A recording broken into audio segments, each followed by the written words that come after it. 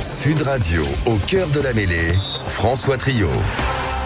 Avec vous les auditeurs de Sud Radio 0826 300 300 pour débriefer de cette 21e journée qui a bien commencé. 5 matchs que nous avons suivis en direct en intégralité. Yoann Huget et Philippe Spanghero sont au cœur de la mêlée. Alexandre Priam, Quentin Cabanis également. Et notre invité qu'on est ravi d'accueillir sur l'antenne de Sud Radio, c'est Guy Novès, ancien entraîneur du Stade Toulousain, ancien joueur quand même, il faut surtout le signaler. Ancien entraîneur bien sûr du Stade Toulousain, 4 Coupes d'Europe, 10 titres de champion et ancien sélectionneur du 15 de France. Bonsoir Guy. Bonsoir à vous et bonsoir à vous tous. Merci d'être avec nous en direct sur Sud Radio.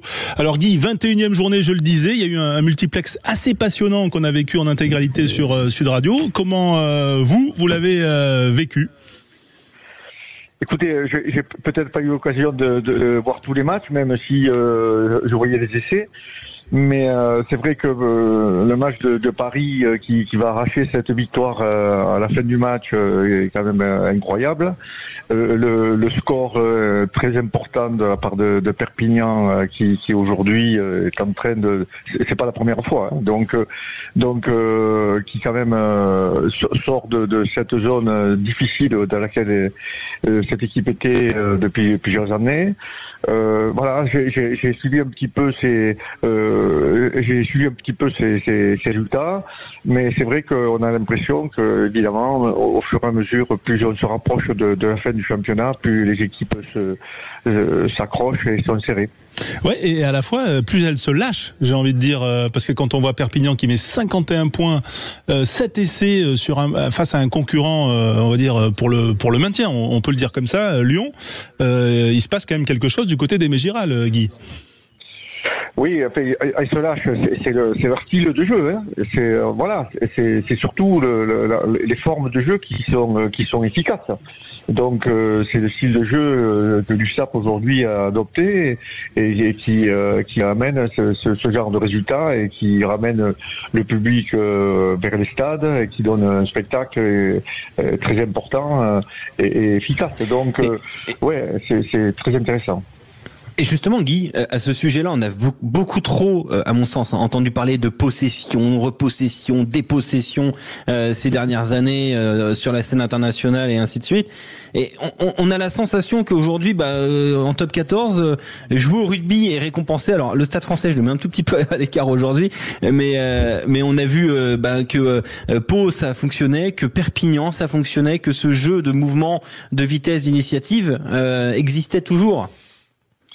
Mais il sait toujours, oui, ça, je veux dire, le rugby évolue, les joueurs se préparent différemment, évidemment, et je pense que dès qu'on lâche un petit peu, 4 ou 5 ans, on est un peu lâché par l'évolution, mais il est évident que le style de jeu reste le même. Après, les règles font qu'on s'adapte, on ne peut plus lutter dans un ruck, on ne peut plus essayer d'empêcher l'adversaire de jouer, donc toutes les règles vont dans le sens du jeu, aux joueurs et au staff de s'adapter. Yoann, tu partages ce que dit Guy sur l'évolution en peu de temps ? Moi, je partage toujours ce que dit même après 10 ans. J'ai aucun problème avec. Non, mais sur l'évolution rapide. Non, bien sûr, et les nouvelles règles qui arrivent aussi, c'est juste pour qu'on ait plus de spectacles, plus de jeux, que ce soit plus rapide. Et on l'a vu même ces dernières années, quand j'étais encore joueur, entre 5 ans, ça allait déjà trop vite. Enfin, moi, je vieillissais et on sentait que. Après, heureusement, toi, t'allais vite. Ouais, non, mais c'est surtout sur l'entraînement, sur la phase de récupération. Les entraînements sont 2 fois plus durs que les matchs quasiment. Donc oui, c'est une évolution permanente de ce sport, comme on l'a déjà évoqué avec les nouvelles règles en vigueur. Mais si j'ai une question pour Guy, c'est juste, est-ce que tu vois Perpignan rentrer dans les 6 ? Parce que c'était un peu le débat. Et voilà, c'était juste avoir l'œil. Tu vois, bonjour Yoann, merci de ne pas remettre en question ce que je dis.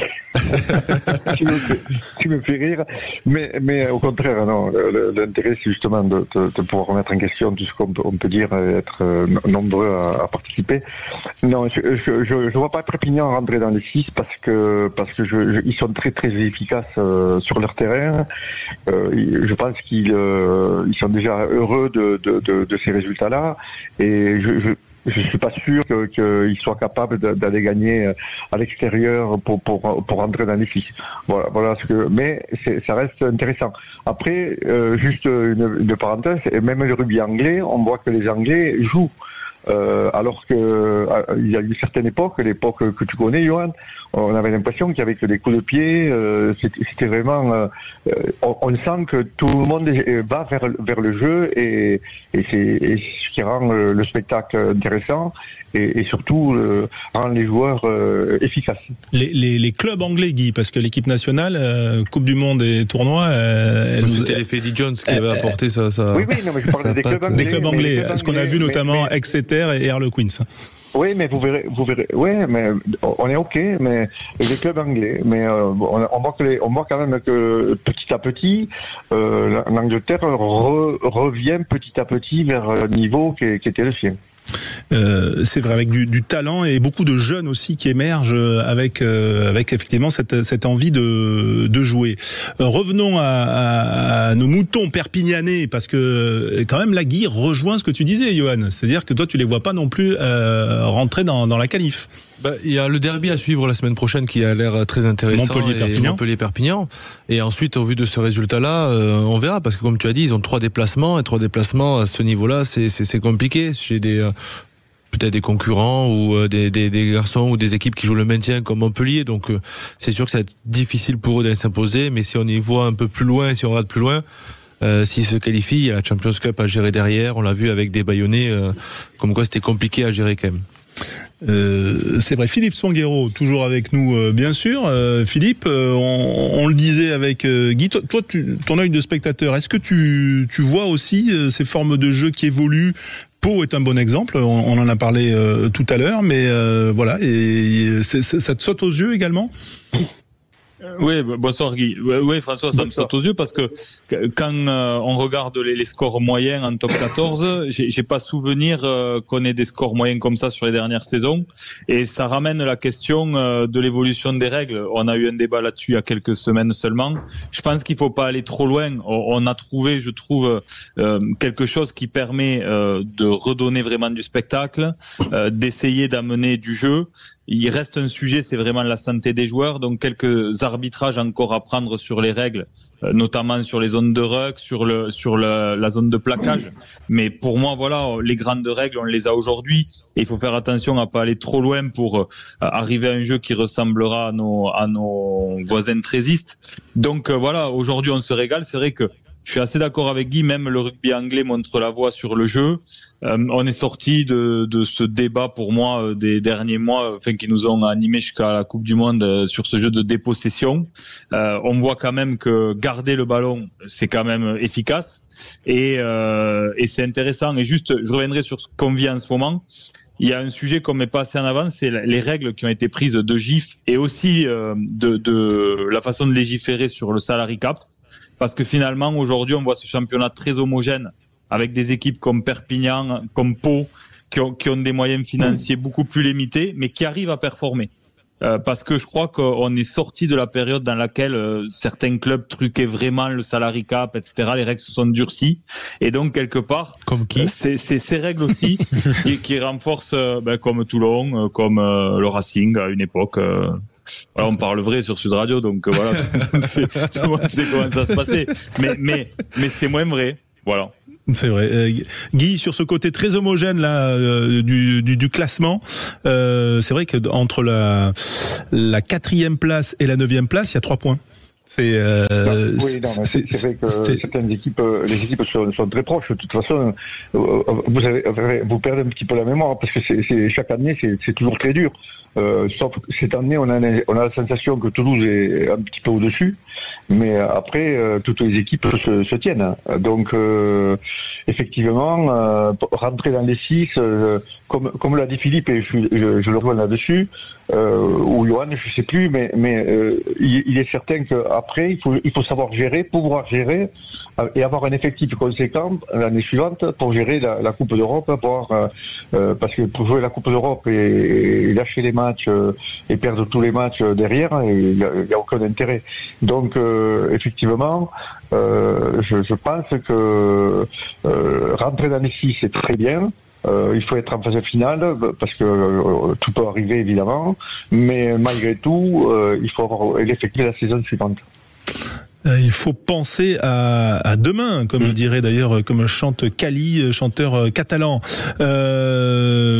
Oui, Alexandre, je t'ai entendu réagir.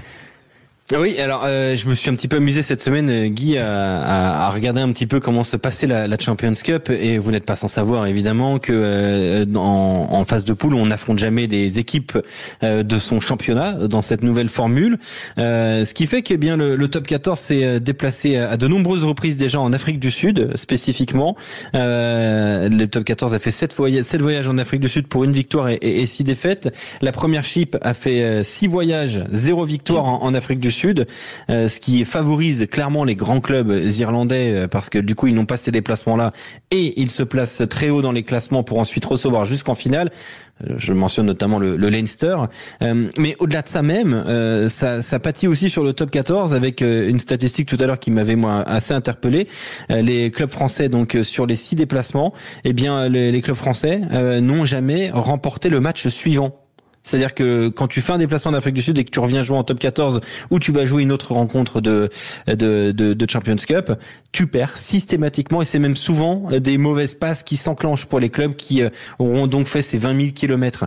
Est-ce qu'il faut changer à tout prix et le plus vite possible le format? J'ai posé la question sur les réseaux sociaux avec Sud Radio. 1227 votes, oui à 98%. Est-ce que vous partagez cet avis-là, Guy Novès? Écoutez, moi je pense que les équipes vont s'adapter. Moi j'ai vécu au Stade Toulousain pendant quelques années, environ 40 ans, donc pas mal de temps. Et vous savez, au début, il y avait les matchs à la maison, les matchs à l'extérieur, les matchs à la maison, les matchs à l'extérieur. Et puis on a dit finalement, les matchs à l'extérieur sont comme à la maison, le terrain, les spectateurs rentrent pas, etc. Enfin bon, j'abrège. Et en fait, on s'est rendu compte qu'on pouvait gagner à l'extérieur, comme on jouait à l'extérieur, comme on jouait à la maison. Donc on s'est adapté. Et je pense que si c'est dur aujourd'hui, c'est sûrement dur, le fait de se déplacer, même s'il n'y a pas de décalage horaire, mais le fait de se déplacer, de passer certains temps dans les avions, etc. Je pense que les équipes s'adapteront et finiront par gagner des matchs. Après, l'Afrique du Sud, aller jouer en Afrique du Sud, honnêtement, c'est pas changer le format. On joue contre des équipes de très très haut niveau.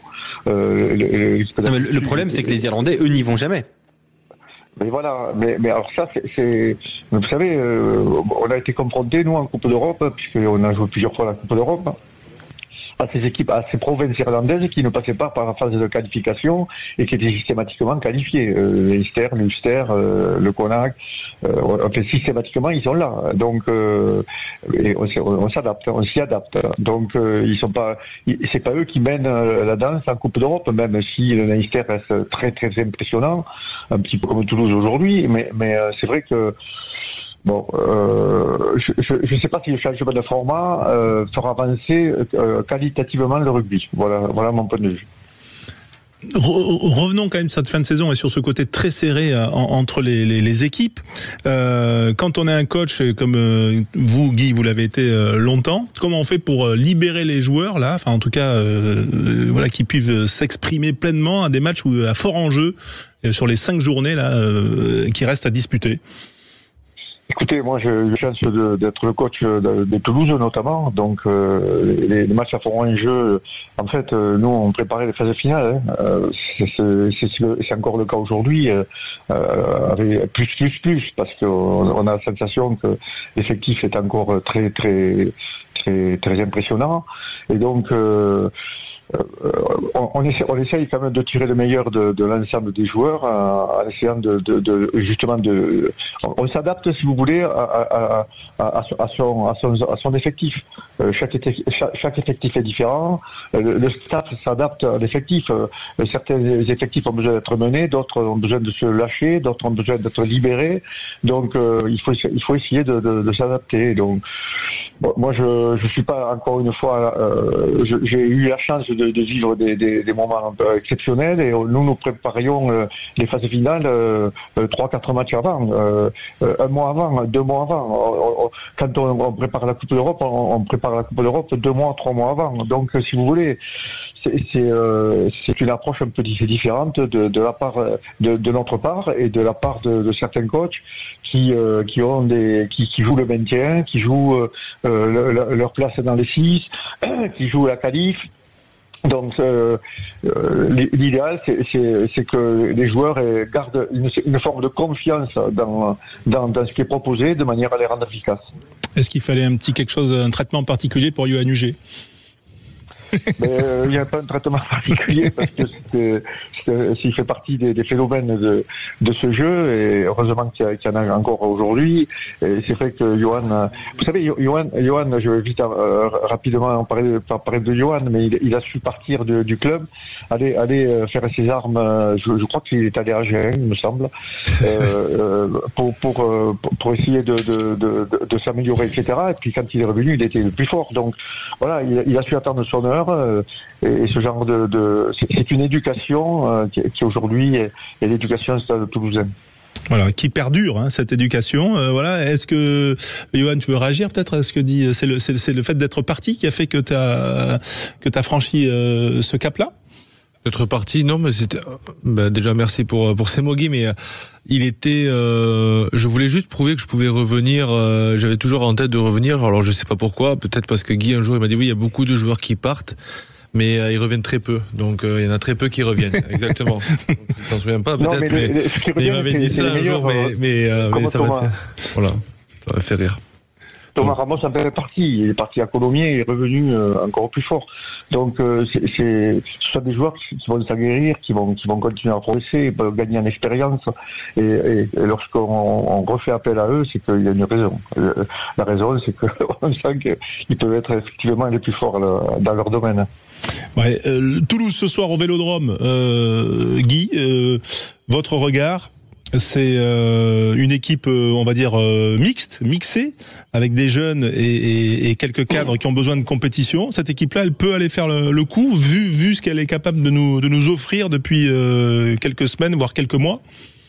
Je crois que vous avez répondu. Elle est capable de nous offrir. Il y a rien à perdre. Aujourd'hui, on prépare les phases finales, encore une fois, quand on est dans la peau des Toulousains. Et donc, à partir de là, on se permet de donner du temps de jeu à certains joueurs qui en ont besoin, tout en gardant, non pas comme une année où je crois que c'était un déplacement à Montpellier où il y avait eu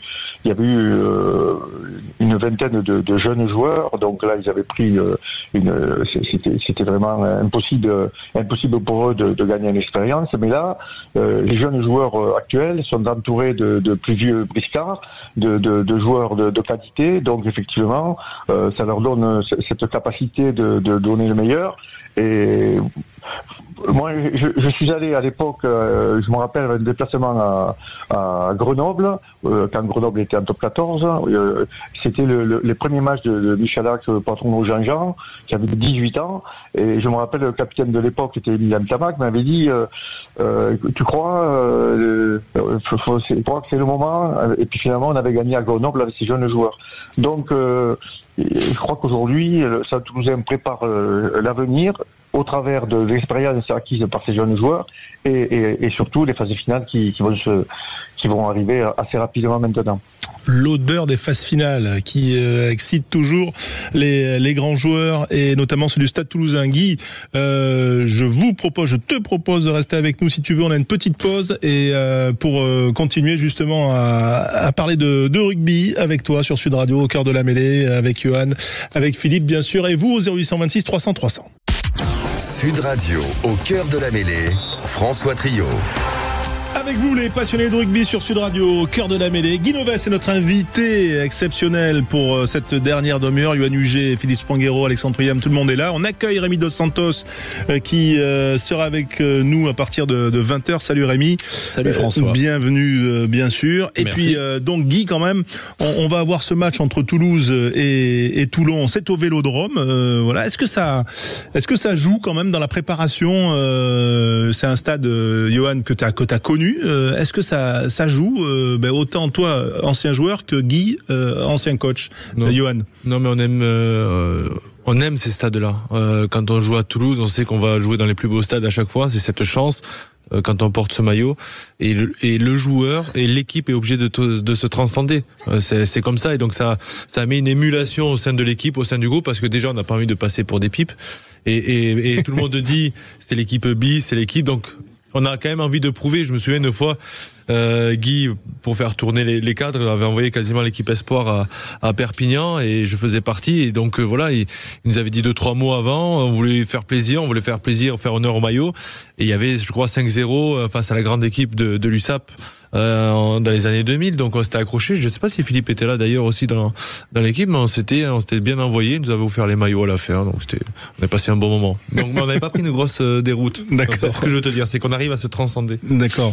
C'est facile à préparer pour un coach quand on va au Vélodrome. Déjà, c'est tout de suite dans la causerie, on trouve une accroche, Guy.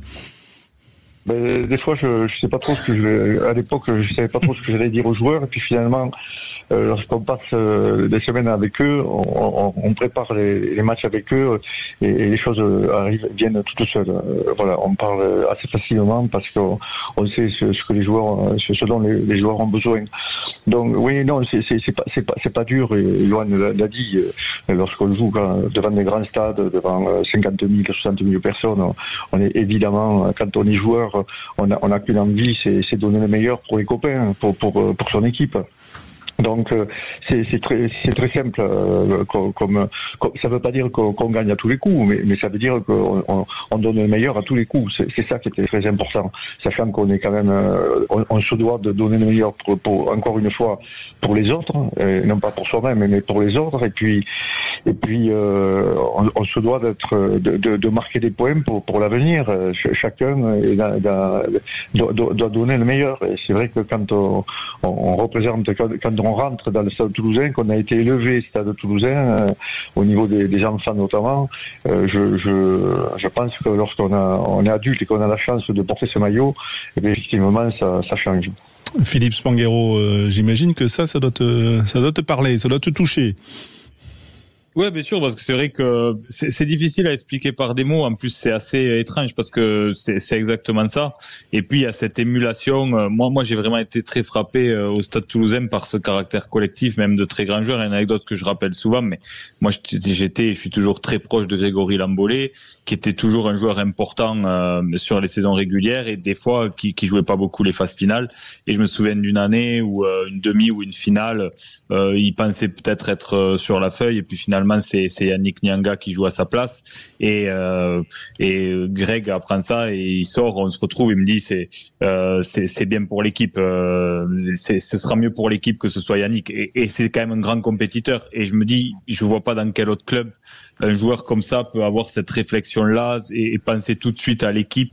Et ça, c'est quelque chose qui existe au Stade Toulousain et qui explique aussi sa performance dans la durée, avec finalement très peu de creux de vague depuis les années 80 où Guy a été joueur et puis après a pris l'entraînement.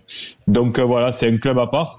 Et c'est vrai que pour revenir à ces sujets de fameuses impasses dont on a parlé hier, quand on voit aujourd'hui Toulouse qui a utilisé 51 joueurs cette année et le niveau des jeunes qui sont rentrés, j'ai en tête le match à Clermont ou d'autres matchs, on se dit que tout est possible. En plus, ils ont un gros banc.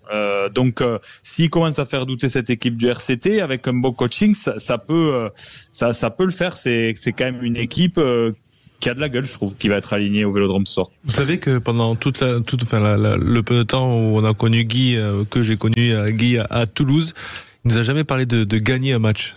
Il a dit si vous mettez ça et ça en place, on va gagner. Mais c'était sa particularité de jamais nous mettre cette pression de gagner. Alors on arrivait à relever le défi parce qu'il nous piquait quand même toute la semaine.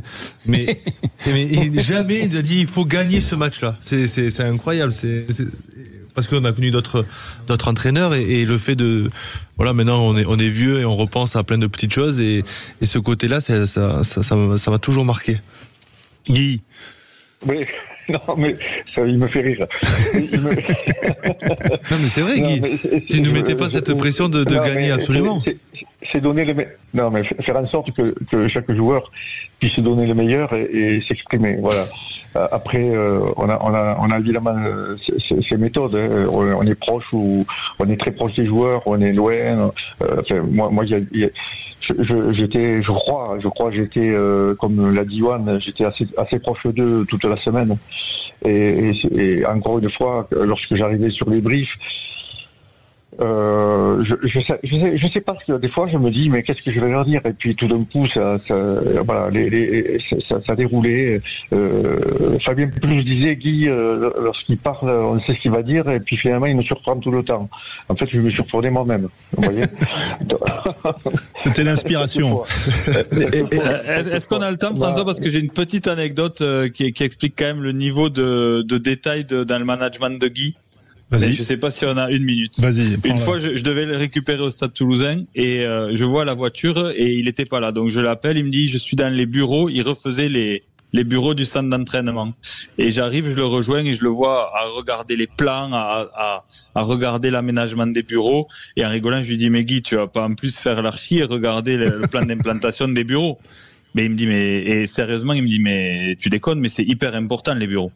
Et je lui dis ah bon? Il me dit oui, parce que avec mes adjoints, il faut que mon bureau soit placé d'une certaine façon pour la façon dont va circuler la parole entre nous. Alors là, je l'ai regardé et je me suis dit, ça va loin. Ça va loin. Non, mais ça va plus loin que ça. Je crois qu'aujourd'hui, c'est encore poussé à l'extrême. Mais le Stade Toulousain aujourd'hui, on parle du Stade Toulousain, c'est pas que les joueurs, ce ne sont pas que les staffs, ce ne sont pas que les dirigeants. Ce sont aussi toutes ces personnes qui bossent. Quand vous allez au Stade Toulousain, à la brasserie, si vous mangez bien, vous avez envie d'aller voir le match. Si vous mangez mal, vous partez. Quelque part, vous n'avez pas envie d'y rester. Donc, on est tous dépendants les uns des autres. Et je crois que ça aussi, ça s'apprend. Moi, pour avoir des petits-enfants aujourd'hui et les amener souvent à l'entraînement de rugby 6 ans et 7 ans, je comprends pourquoi les gamins, lorsqu'ils ont 17 ans, savent jouer au rugby, quoi. Voilà. Je